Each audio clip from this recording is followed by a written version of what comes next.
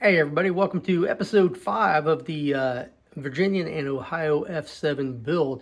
Probably wondering what this is. Well, this is my high-tech contraption that allows me to point my camera, aka my iPhone, down at my workbench so you can see what I'm doing. So this is how I do it. I literally set my phone down on this 1x3, held in place but a couple of 1x4s so I don't have to set anything on the track, with a 10-pound kettlebell that I stole from my wife because she don't use it. So I might as well get some work out of it. So check it out. Boom. And here we go. All right, so I've been kind of busy since the last episode. It aired, well, today is Friday the 13th. The last episode aired 2 days ago, and I think I'm about 425 views or something like that, which is about what all of them have been getting. So that's cool. That's cool. The more views, the better. But at the same time, not a problem. Not a problem. So since the last video, what have I done? I went ahead and put the grab irons on here, and I probably put them a little too far back. I probably should have put them a little more, I guess, more directly above this step. But they're a little farther back. But I think it'll be all right. It'll look just fine in the photos anyway. After I paint it, I will apply the MU cables here, and I will put the cut lever on. Now I have to trim all this stuff down and paint this separately, but since all this is going to be blue, I'm going to go ahead and make this black so it'll stand out just a little bit in some photos, and it'll be all right.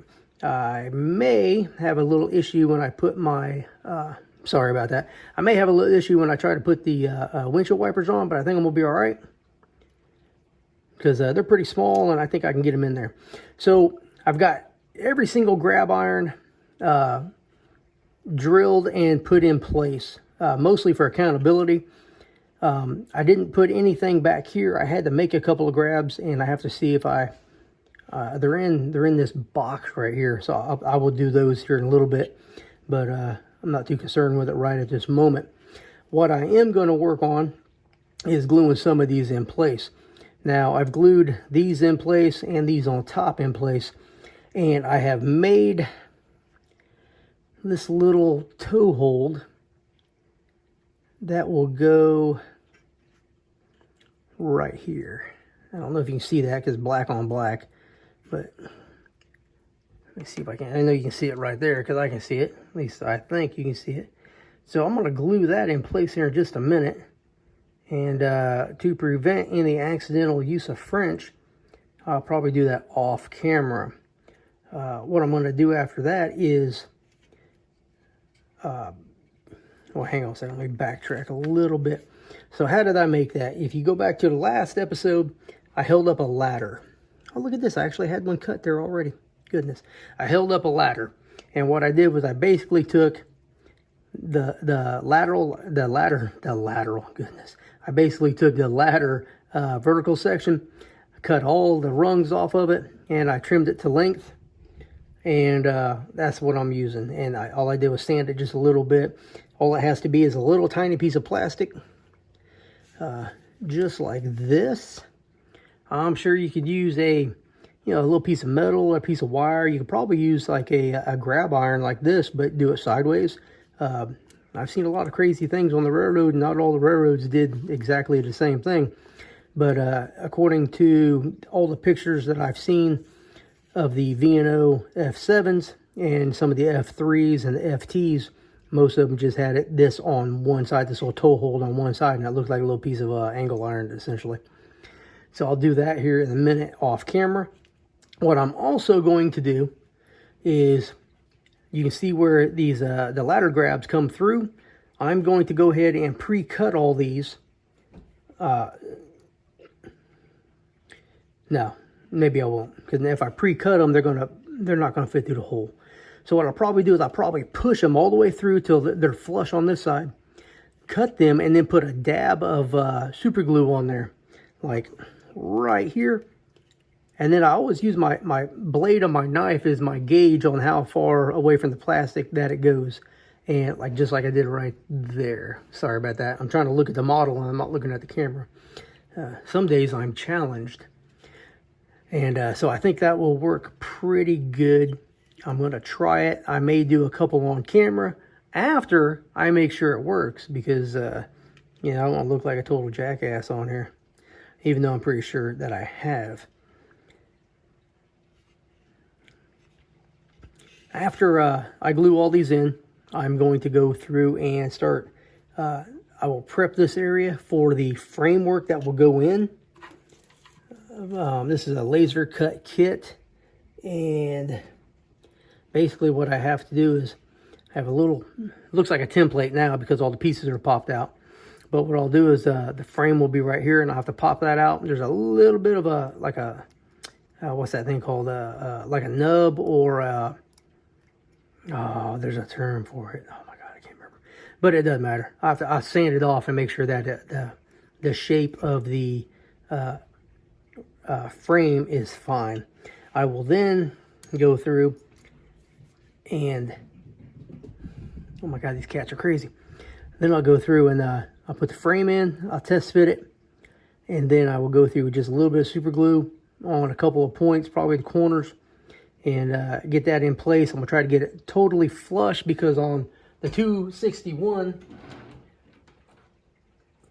in certain lights, you can see where I didn't have it all the way out. I think you can see that. And you can kind of see like around there. I'm trying to get it further out so it's flush. These, they didn't fit perfect. They were kind of a pain, but I got it to work. And then I had trouble getting the windshields in. I assumed they were supposed to go inside the frame, but I couldn't get them to go inside the frame, so I ended up gluing them just to the back side. Now, this is the first time I had ever worked with this laser kit stuff, and I liked it. It was just, you know, first time you're going to learn some lessons, and sometimes they're hard lessons. So at the end of the day, this will probably be the second unit in the contest, and this one that I'm working on, which will be 264 or 265, will be on the lead or on the head end. But I'm really happy with the progress so far. And I'm really happy with all the views I'm getting on these videos. I really didn't think this would be, I guess, very popular. But, you know, I guess your opinion of popular is how many subscribers you got and how many views you always get. But, you know, I'm always appreciative of any view. And I've got some videos out there that don't have that many views, like 100 views or something. And, you know, that's disappointing, but at the same time, you know, you have to grow your channel. So if you're new to YouTube and you have a channel, you know, don't expect overnight success. I've been doing this for, let's see, what is today, the 13th? So I've been doing this 2 years and 12 days. And I just hit, I think I'm at 1,525 subscribers. And I just got monetized. So in my first week of monetization, I've made $10 whole. And, you know, yeah, I laugh about it, you know, but I always joke, you know, this model trains, you're not going to get rich. But it does take patience. And if I had some better video editing skills, I'd probably, you know, do a little better. If I had a little intro, a little cool intro, that might be a little bit better. But at the same time, I'm not quite sure how to do that. And so I have to learn. So at 53 years old, I'm learning new skills. I've been working on the computer for over 25 years, so I mean that's not really a problem. But some of these, some of this programming and software can be a challenge for a novice like me. But that is life. All right, so I'm gonna go ahead and go off camera. This has been 9 minutes of me rattling. I will glue this toe hold on, and I'll start gluing these ladder grabs on, and in the next video I'll come in and I'll show you that it's done, and then I'll show you exactly what drill bit to use on the headlight, and I will show you the headlight that I'm replacing the original, the stock OEM one with, and it's off of a Southern Pacific Trainmaster, and it basically looks like a twin sealed dual beam headlight. Yeah, that sounds right. All right, so stick around, don't go anywhere. Should be fading out right about now to the next chapter. All right. So what I've done since I turned the camera off a few minutes ago, I went ahead and drilled the holes and put these grabs on the back where I'm going to put the, just above where the MU cables go. I've got all the grabs on the inside glued in, and I glued them from the inside. I'll give this a day or so to set up, and then I'll go through and I'll cut these off. What are you doing in here? And then I'll also put on this toe hold, or toe, whatever I called it before. Now, next episode, I will show you what drill bit to use and work on the headlight. Even though I'm not going to install it, I'll just show you how to do it. And then I'm going to work on the frames themselves. That will be probably a 10-15 minute episode. Nothing super serious about like this. I got some more parts to order. I got to order a firecracker antenna. I have to order the cooling coils. I have to find the diaphragm kit yet. And the, what's it called? The spark arresters. And I should, well, what is today? Today is Friday the 13th. I'll probably order them today or tomorrow and get them in at the end of next week, which will be a few days after this episode premieres on Wednesday the 18th. Wednesday the 18th. So, only about another episode or so left. And then we'll be doing paint. So, probably in 2 weeks, we'll be painting.